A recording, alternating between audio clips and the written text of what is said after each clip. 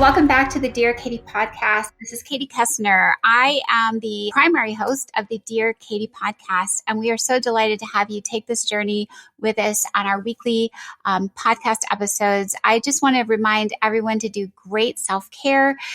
Thriving is part of the purpose of this podcast, and we definitely want you to take a break at any time. Warm bath, fresh air, walk a dog, have a bite of chocolate, whatever you need to do good care for yourself. Just as a reintroduction, if you're not familiar with me, I am the woman who was on the cover of Time magazine at age 18 as the first in history to speak out nationally and publicly as the victim of date rape. And HBO made a film about me, and I went on to become the executive director of the Take Back the Night Foundation. We are the oldest, largest global movement on sexual violence in all forms for all people in the world. So we encourage you to visit our website for lots more information. So I'm going to turn it over to our host and our guest for today. Hi, everybody. Welcome back to the Dear Katie podcast. Thank you so much for continuing on this journey with all of our survivors, our supporters, our listeners. Together, I always say we are much stronger in our survivorship when we listen and support one another and hear from all these amazing guests about bits and pieces of their own journey and how they think about survivorship or think about consent and boundaries and respect. So welcome for our guest today. I think you all are going to adore Kim. She has a fantastic, interesting background and story and a specialty all her own. And I'm going to just read a little bit to you all about her before we chat. So Kim Shively is a typical 21st century multi-hyphenate, an actor, director, intimacy choreographer, coordinator, consultant, professor, and researcher. Oh my goodness. Her career evolution started with professional acting, added direction and teaching in academia, and now includes developing and leading workshops and consultant work, all of which have taken her around the world. Her passion is helping people maximize their humanity through understanding boundaries and consent, power dynamics, and collaboration. Her research in bringing this work to spaces that include minors and young adults has been a major focus for the past decade. She's an associate professor at Elon University in North Carolina, where she teaches acting, and a guiding faculty of theatrical intimacy education, a global organization committed to helping everyone in the room be better at being in the room. My goodness, that sounds fantastic, Kim. I'm so delighted to host you.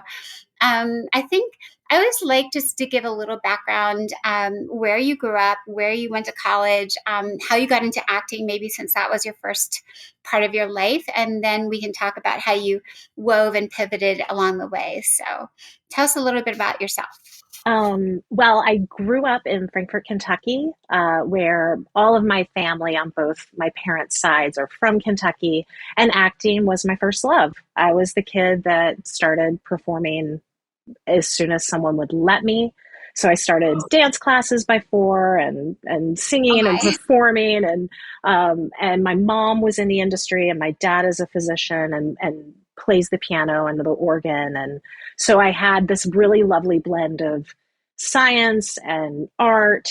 And then when my parents divorced, my mom and my brother and I moved to Indianapolis, which is a wonderful city with tons of art. So I got to grow up in a place where I was just being exposed to and involved in all kinds of creative endeavors. And that led me to go to Chapman University, where I got a BFA in acting, and I focused on Shakespeare. I grew up thinking everything was going to be musical theater. And then and then I had an English teacher named Tony Armstrong at North Central High School in the north side of Indianapolis, who turned me on to Shakespeare, and that ignited something in me. And I really loved the culture of Shakespeare theater. I loved doing regular plays. I loved musicals, but I loved how everyone wanted to sit around and talk about things. I loved how issues driven it was. It definitely tapped into like that activist part of me, being in those communities and those spaces. And then I got to study abroad in England, and that really shaped my heart. And Then I went to grad school at the Oslo Conservatory at Florida State University in Sarasota. And that was an amazing experience, and moved to New York and worked in the regions, and was very fortunate to land in television and commercials pretty early. And because I'd grown up with parents who were working actors, my mom and my stepdad, it wasn't a huge leap, but because they knew what the lifestyle was, and they really at an early age helped me develop and cultivate disciplines. Um, Mhm.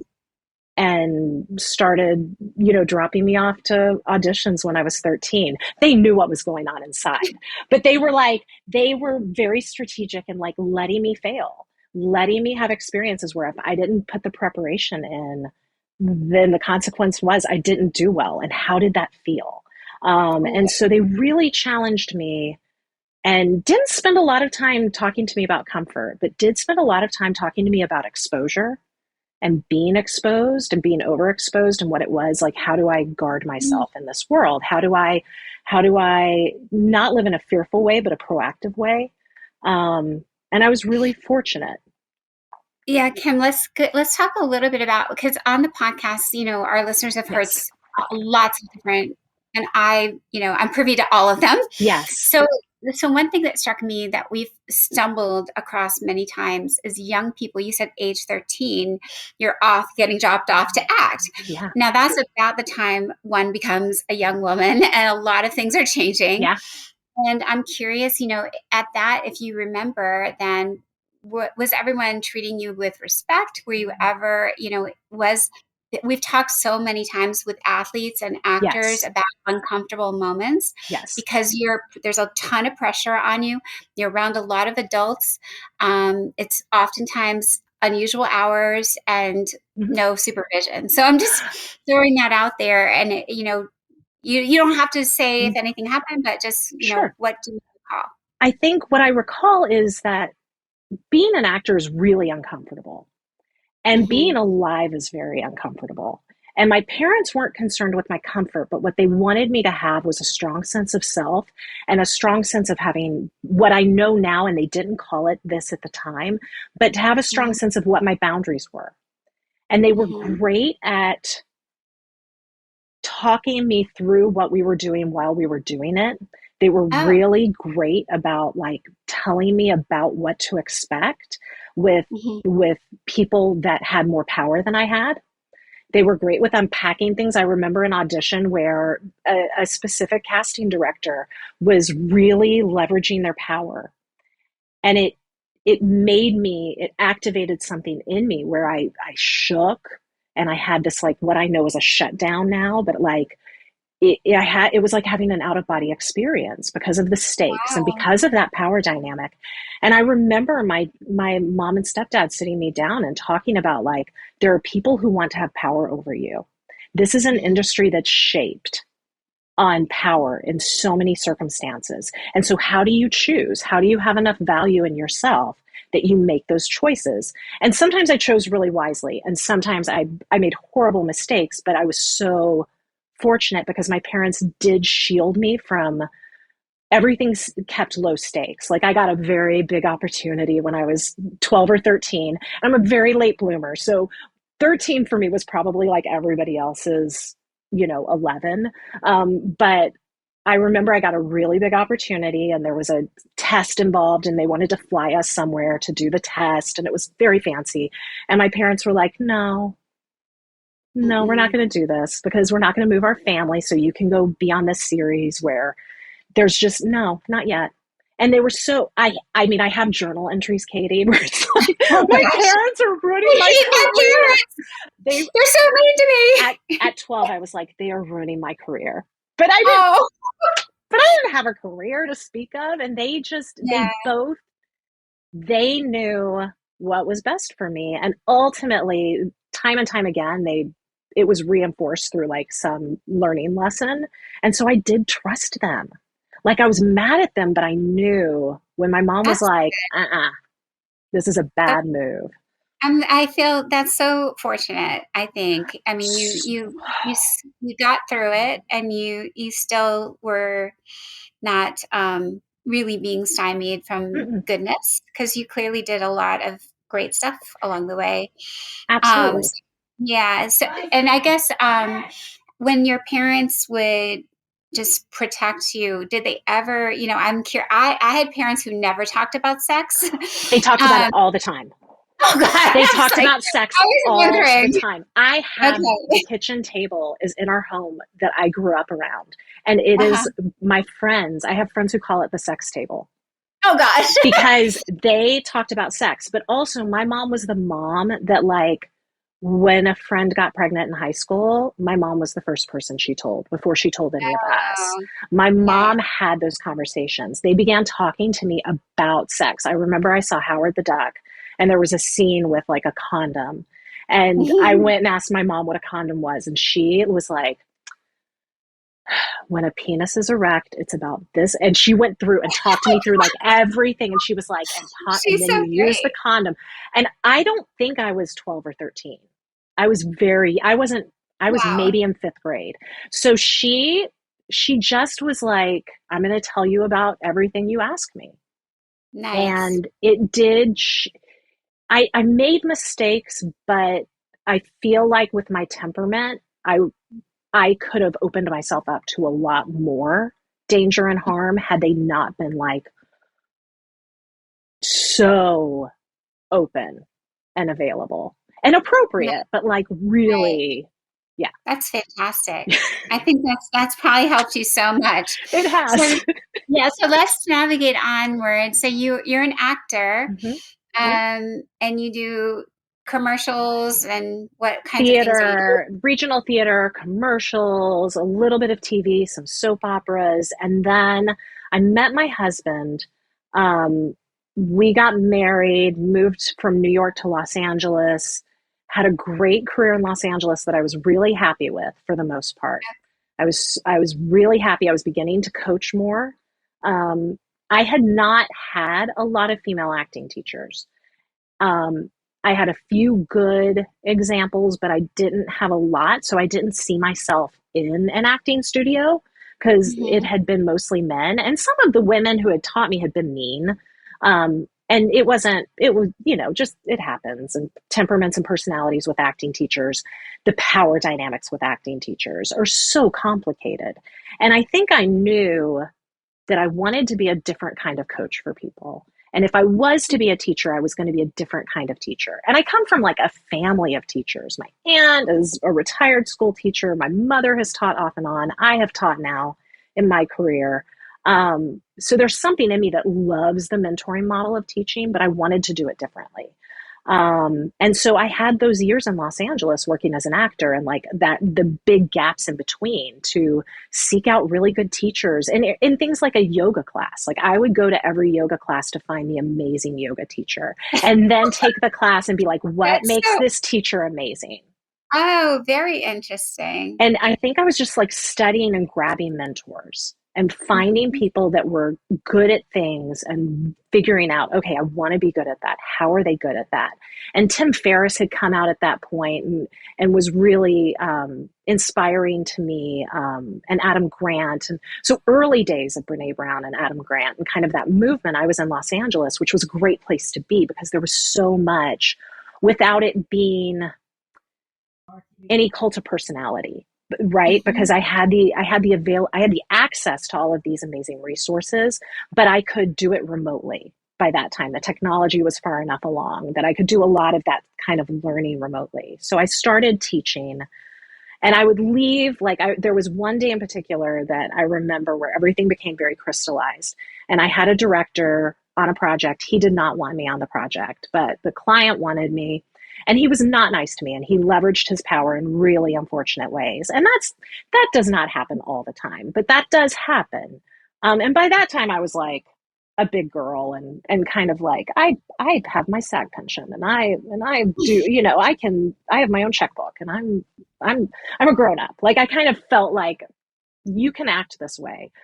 But I remember on the drive home from it, unpacking it on the phone with Ryan and thinking like no one deserves to be treated this way. this is Mm. terrible. And we unpacked it. And then I went to my evening job where I was coaching an acting class. I was like subbing in for a friend at an acting class. And I could not wait to get in the car. And I called him and like woke him up and was like, I just had the most amazing experience. And this person had this kind of breakthrough. And this person, we talked about this. And he said, are you seeing a trend? Are you seeing that like you like being an actor, but you love being a teacher? Like you love being in a classroom with people. You love it, getting in the mess. And that started my journey toward academia. So I would like take a teaching job here and there when I could find one. And then the Elon job really did fall in my lap. A friend contacted me and said they're looking for this acting teacher. They've had a failed search. It's got to be you. And I had an infant and I was like, I'm not moving to North Carolina, even though we were looking at leaving LA, but I was like, I'm not Oh, moving.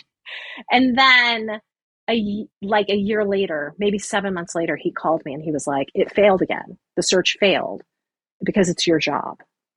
And I was like, oh, wow. fine, I'll throw my hat in the ring. And then I got the job and was on campus with Okay. the students, and it was meant to be. It was one of those things where I was like, this is where I'm supposed to be and what I'm supposed to do. And that gave me the opportunity to really dive into research, not only in acting pedagogy, not only in like how do we train actors in the 21st century? How do we Mm-hmm. do this in an ethical way? How do we do it Mm-hmm. in a way that actors have really solid technique that takes care of them and can have normal lives, and be advocates for themselves on set, particularly when they're not raised to be as child actors and they're not raised as celebrities. Because when you look at those people who have had a lot of success, a lot of times they come from a family where everyone's in the industry or they were child actors. Like there's a lot of entree. So how do you train those actors that just want to be actors, but Mm-hmm. need that, but not only need technique, but need that awareness of how to be in the space? And that's when I met Laura Reichard. And I met her at a conference. She's the co-founder of Theatrical Intimacy Education. And I heard her speak about what she called instilling self-care in the actor. And she was talking about consent and boundaries in a way that I was like, you need to start a business. You need to start a You told her. company, and Nice. I'll bring you to my institution so you can train everyone. And then she had partnered with Chelsea Pace, who's the co-founder of TIE, who was over in Arizona. She was a graduate student, and she's a wonderful movement specialist, and now she works full time as an intimacy coordinator in film and television. But she was developing ways to establish physical boundaries in the space. So she and Laura's research just fit together perfectly. And I was sitting there like thinking about how do we all be better at being in the room, and what are the things that we need in place in order to work collaboratively together in the most efficient and effective ways, in ways that Mm-hmm. don't stifle any one person's creativity, but where everyone can feel known and vulnerable, because the act of creating is incredibly vulnerable. And so Laura and Chelsea started Theatrical Intimacy Education, TIE, as a research organization, and to go and teach workshops and go into schools. And then a year into it, they brought me on as the first team member. And I was really focused on how do we develop this out with minors? Because I knew enough about the brain. I was very interested in neuroscience and brain science. My father's a pediatrician, always listening to, advanced, or what are they called? His continuing medical education tapes with him on trips. And he would always perfectly time it. So when I was in college, it would be about, marijuana use and the effects on it, the long-term effects. What a smart dad. So smart. That's so surreptitious, but so not. So not. But through that, I got a really great education. And then we have a family history of ADHD and autism spectrum disorder. And I had been a late diagnosed person with ADHD. So it was just their work on boundaries and consent and the way that they created these best practices, which were, the first best practice is to have a consent-based practice. And what that's grown into over the past 7 years since TIE started, we're having our birthday this week, is that when we establish a culture of consent, it means that we're giving people tools and an understanding to actively be in consent. And then we can establish and normalize boundaries. And then we can deload and desexualize the language around the stories that we're telling. Because a lot of times people think about intimacy choreographers and coordinators, and they think like they're the sex police and they're going to come in and catch someone doing something wrong. And there's been some misperceptions about what the job is because people have said, oh, they're maintaining the mental wellness of everybody on set or everybody on stage. And that's an impossibility. We are not, we are not magicians and we're not magic. So that, and that's not within the lane. That's not within the scope of practice. But to be able to offer tools so that we can take the load out of these stories that are stage worthy, that are film worthy. And then to have this choreographic language that then you can document and move forward. Like that was the best practices that Laura and Chelsea started. And when I started to build it out, what I realized was we're building these thinking that everyone in the space, everyone in the room is fully developed, that their brains are fully myelinated, that they have matured to the point where all of this will synthesize in their practice. Kim, can we just stop for a second? Sure. And I know you know this material up, left, Ask me sideways. questions. Sorry, I got So really I excited. just want to clarify just a couple things. The culture of consent, because we were talking about you empowering and talking with individual actors. And then you're talking about, you started talking about like the whole set community. Yes. So, when you're using some of these phrases like the culture of consent, are you talking about like building that within like the director, the producer, like everybody? I'm talking about everybody. So I'm talking about how do ask the question. Sorry. Yeah. You have sometimes when you're working with individual actors on skills, not just acting skills, but intimacy related issues. Sure. And then there's another component of what you're working on that has to do with the entire production and all the people involved and understanding that we need to operate fully at this level of attention to consent as a priority. That this is a cultural shift. So probably one of the most important things is that as Laura and Chelsea developed these best practices, that what drew me to the work was having this cultural shift where we named the power dynamics in the space, where we thought really clearly about historically, how did we get from this incredibly collaborative art form to this system where we've got like this hierarchy and where actors are at the very bottom of the very bottom rung of the power dynamic, and where there is this myth that you have to say yes to survive, that you have to say yes to get work, that you have to say yes so that people don't think you're difficult to work with. And I think because my parents were who they were, I still said yes to survive quite a bit, but I think there were times where I did say no to certain jobs. I did say no to things. There were situations I didn't put myself in because of the protection and the education that my parents had given me.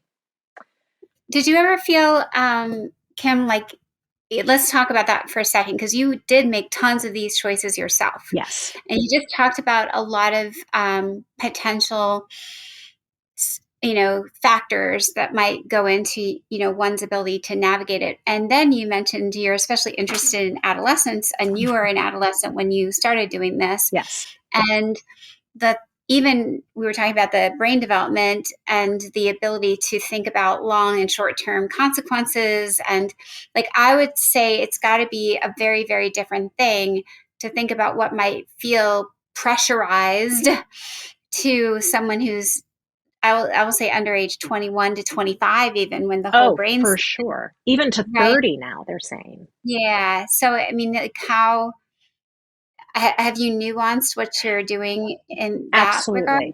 Absolutely. So the tools stay the same, but how we think about the tools really change, because depending on where someone is developmentally, that has a lot to do with how they're able to think about long-term consequences, how they're able to think about what the outcome will be to the choices that they're making today.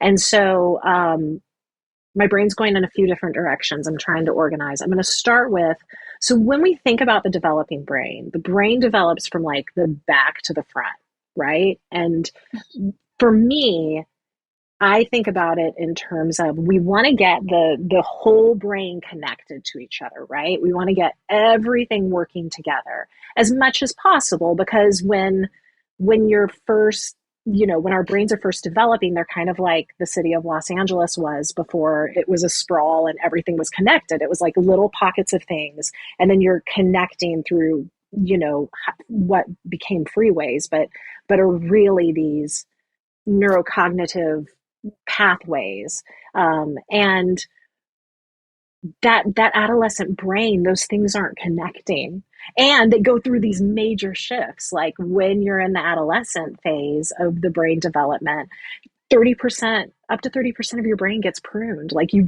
take all that stuff and you dump it, and the brain rewires itself. So how do you take the subject of consent with someone who's not only going through a tremendous amount of growth change, but also this huge brain change? How do you help them understand what consent is? How do you give them the language to know the difference between being uncomfortable and having a boundary? Because the reality is, and this is the soapbox I live on, we are surrounded in our culture with things that want us to be comfortable and checked out. And That's so so when I'm with young people, true.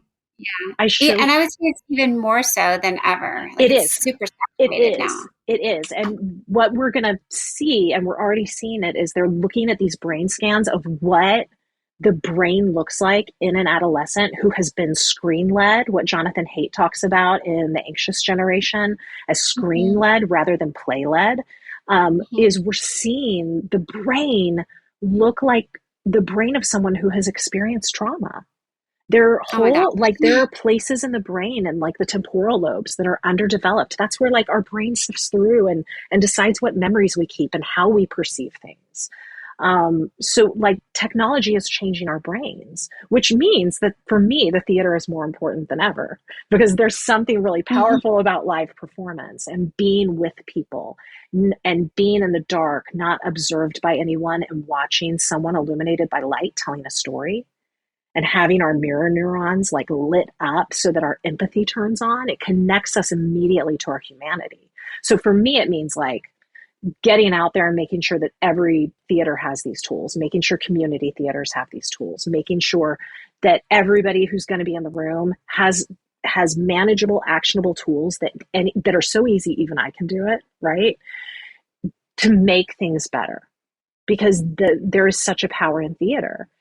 And the reality is that these little like monsters, these little phones in our hand, they they they take our brains and do so many things to our brains now that it is really separating us from our humanity, and it's making us crave comfort as a society. So that, and what comfort is for our society is not true comfort, it's being numbed. And so for me, Mhm. as a parent, as a teacher, as a human and a neighbor who cares deeply about my country and my community and my neighborhood, I want people to have these tools, because consent is a building block of our humanity. It's a building block of good, deep, harmonious relationships. And so Yeah, I being, think, yeah, yeah, I was going to say, Kim, also, now my brain went to something else, which is because the screens are controlling us. I mean, even if there's a control in our hand or keyboard, the options are still limited by the program ahead, that's right. the platform we're on. And so that's a whole bigger nuance of lack of consent. It feels empowering, like we're moving a character around a game, or we're searching for something, but it's already predestined practically what we're going to find or experience along the way. So I don't know if that makes it even more complicated because we're trying to build a culture of consent, but really there's not even such a thing. Like I have to believe that there is, but okay. it exists. I'm a prisoner of hope. It's in person. But it exists between Yeah. us. It exists when we're connected. And I think it does. It's interesting to juxtapose the dynamic when we're in screen world versus in person, which is acting. You can't often act except for through COVID on the screen when we had a few news programs and reality shows that were still trying to kick it. But I think that's an interesting idea because you have to really go deeper into what's consent. So when you're teaching these, I guess we could either look at the community level when you're working with an entire theater production, or when you're working with are you mostly doing work with the whole production, or mostly work with individuals, or both? It's both. It's both. Both. And I'm talking to groups of actors together, but it always seems like it's individual when I'm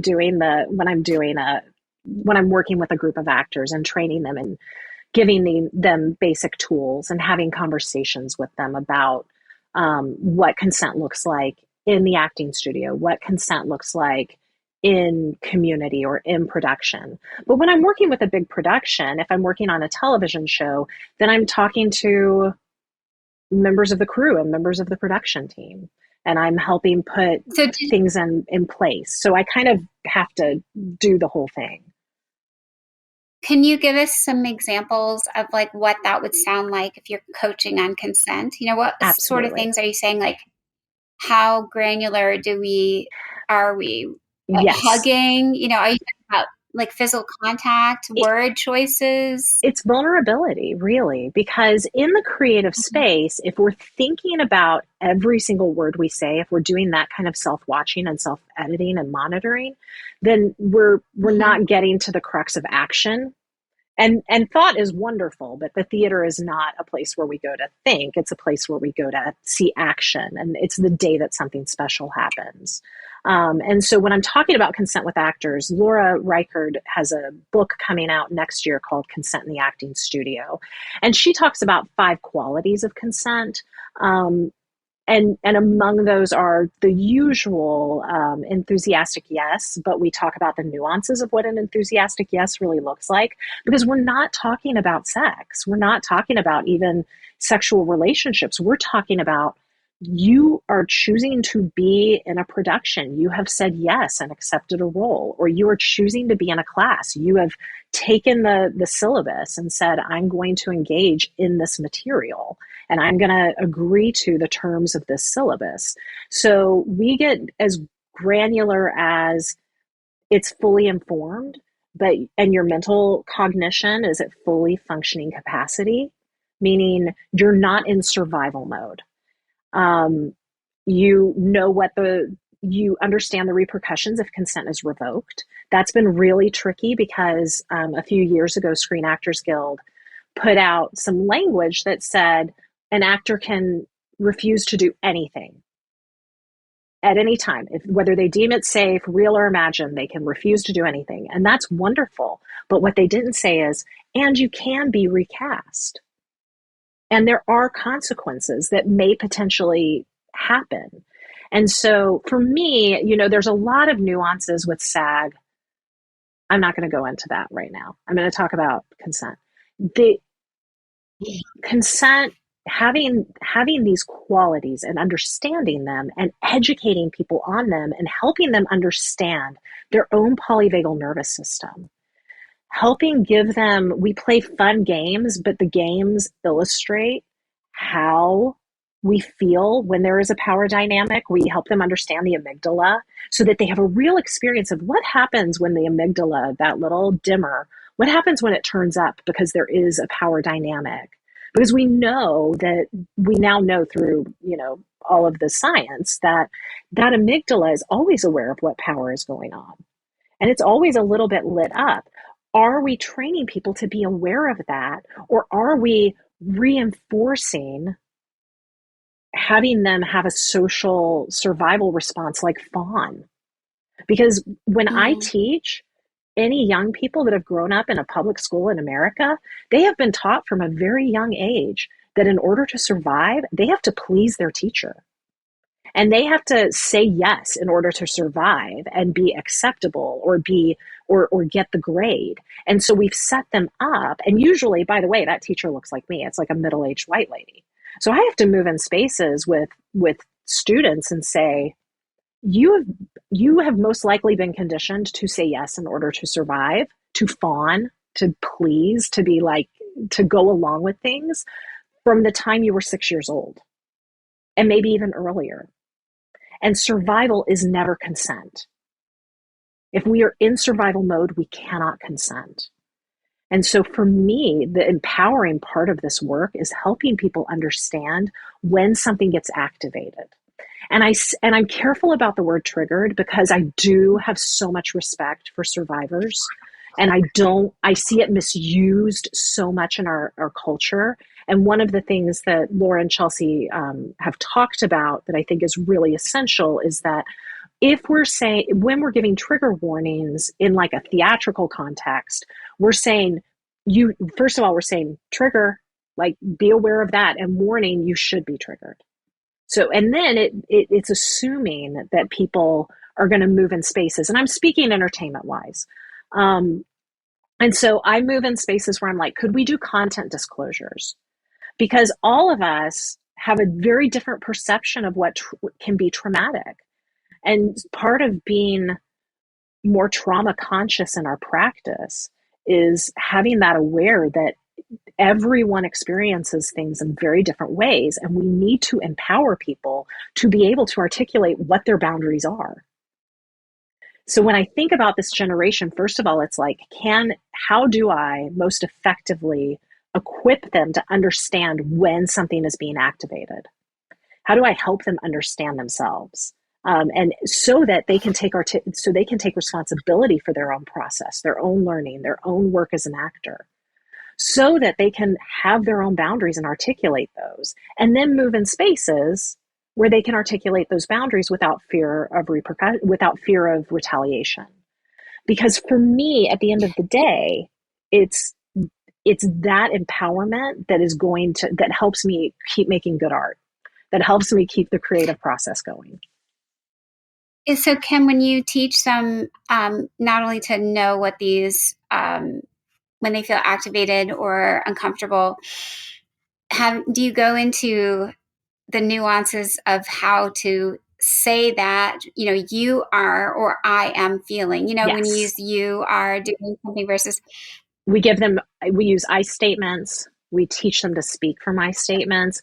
I look to mental health first aid for scripts, and we've developed scripts over the years because as all of this amazing research that's come out, like the more we have better success outcomes if we have scripts that we're practicing in role play scenarios. So we use a lot of that in our games. And then my students come back to me and they're like, oh my gosh, this thing happened and my script just came out of me. And it was just the perfect thing in that moment. It was like, yes, because you're empowered to take responsibility in that moment. Because there's not a part in your brain that's like, I'm gonna go into a shutdown. They recognize what's happening, they breathe, they understand what's going on in their brains, because I show them neurons connecting under a microscope. And I show that I start most classes now showing like neurons trying to connect under a microscope, because there's so much tension in it and it's so fraught, and connecting that neuro pathway the first time can be like so dramatic. And when they get to see that, they have this understanding of like, oh, I do hard things. Like I'm hardwired for this. I'm hardwired for struggle and survival. I can do this. And that, I think, if they move from a place of empowerment, if they move from a place of I can do this, and then we get them the tools, because again, college students are coming to college now, not like college students came even 7 years ago, even 15 years ago. Like 15 years ago, it was vastly different. They're coming with a lot less resilience. They're coming really addicted to their phones a lot of times. They're coming afraid of or very focused on comfort. And so the first thing I do is like take comfort out of our vocabularies, because being an actor is very uncomfortable. No one's going to pay money to come like Hmm. watch me be comfortable, because it's not stage worthy. And being uncomfortable is okay. There's nothing wrong with being uncomfortable if it works within my boundaries. So I look at that like theory of proximal discomfort, that zone of proximal discomfort where it's just the right amount of stress in order to learn. Because when we learn to do new things, we need to have a certain amount of stress. There's an unknown. Will I be able to do it? And so this, I hope, and I see in the evidence, is building resilience. Nice. Yeah. It's amazing work you're doing. I guess in the last couple questions I have for you, Kim, um, if we go back to our audience for the podcast for Yes. a second, I'd like to, just give them a couple tips from you, because you're obviously working with a specific group, but you have so many courageous things that you're telling them.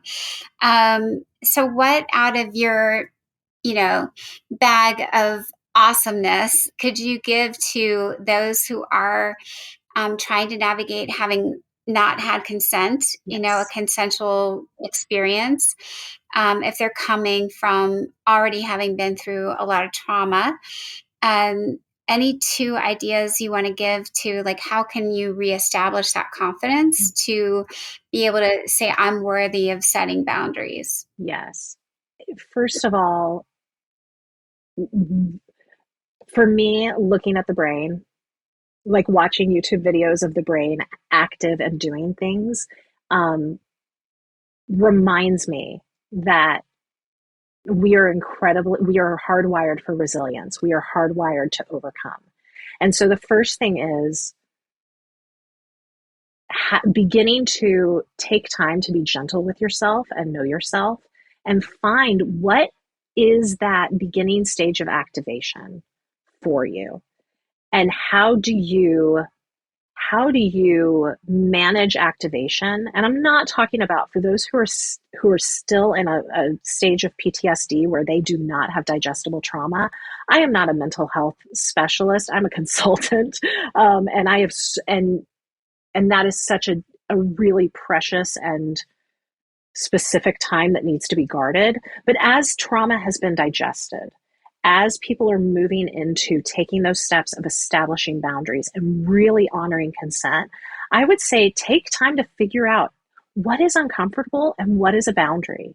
And part of the tips for that are put the phone down, put the screens down, buy a newspaper, read read as much as you can, and or listen if that's a way of doing things, and really engage in appropriate loving relationships, where you can begin to practice having boundaries.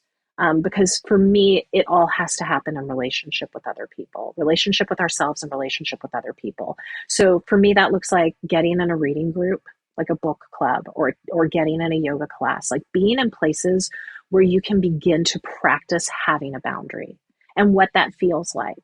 And maybe it's even just practicing very low stakes. I'm thinking about the ways in which my parents did this for me, having those low stake boundary moments where you can have that boundary and say, I'll never forget. We have what we call a self-care cue, which is one of the things that Laura developed with a consent-based tool, where when something feels like it's being activated, rather than just shutting down or leaving the space, taking a breath and having that word or that physical gesture that symbolizes, I need a moment, I need breath to give me space to get what I need in that moment. And what that breath does is that breath not only grounds us, because our brains and our bodies are intrinsically linked. Plato was full of it. We are mind over matter is a fallacy. We are so embodied as creatures, and to have that moment to say, I just need a breath. Just taking that moment to have that breath can be incredibly empowering, but also can feel so intimidating. So that's the first thing, is like having a self-care cue for yourself in your loving and safe environment where it's very low stakes, meaning they're going to love you no matter what, so that you can work on that, being in that place of recognizing when something is being activated, and also how to draw boundaries. And then the second thing is practicing forgiveness. Because minor boundary breaking, I'm not talking about egregious boundary breaking, but when we are human and boundaries are fluid in many circumstances, and they can get messy and confusing, and they can change.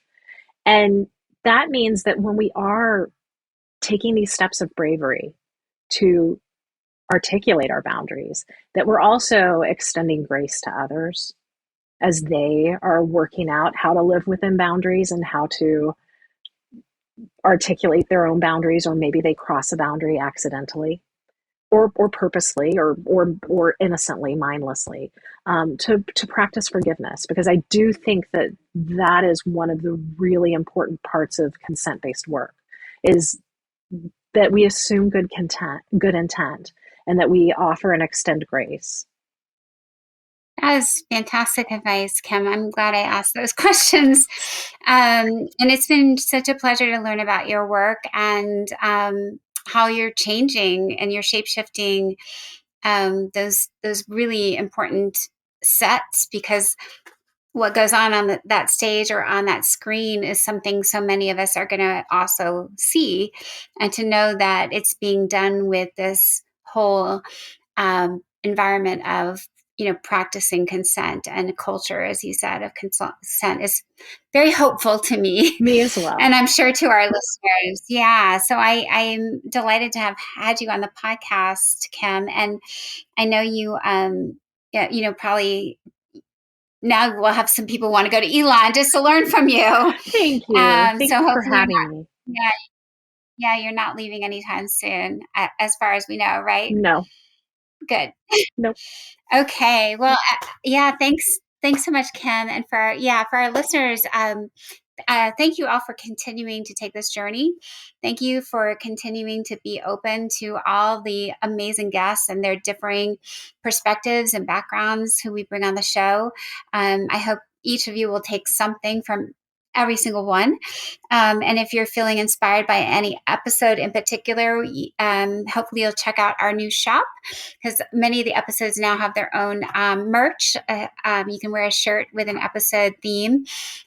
So please check that out. And if you are also someone who needs some legal support and are ready to take that step, we at Take Back the Night have the Shatter the Silence and the Violence hotline.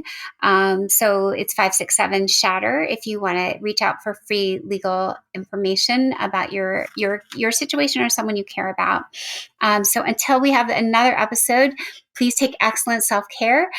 Kim gave you tons of great ideas at the end, especially practicing forgiveness and taking those micro steps at practicing also those boundary setting steps. Those were two fantastic ideas. I hope you'll all take them to heart. So take care until another episode. Thank you again, everybody, for joining another episode of the Dear Katie podcast. I hope very much you found today's episode helpful, empowering, and a way to take another step in that long journey toward healing and supporting those we care about, learning about sexual violence prevention, and also survivor support. For those of you who don't know, again, the Take Back the Night website has tons of great resources, books, self-care options, cool merch.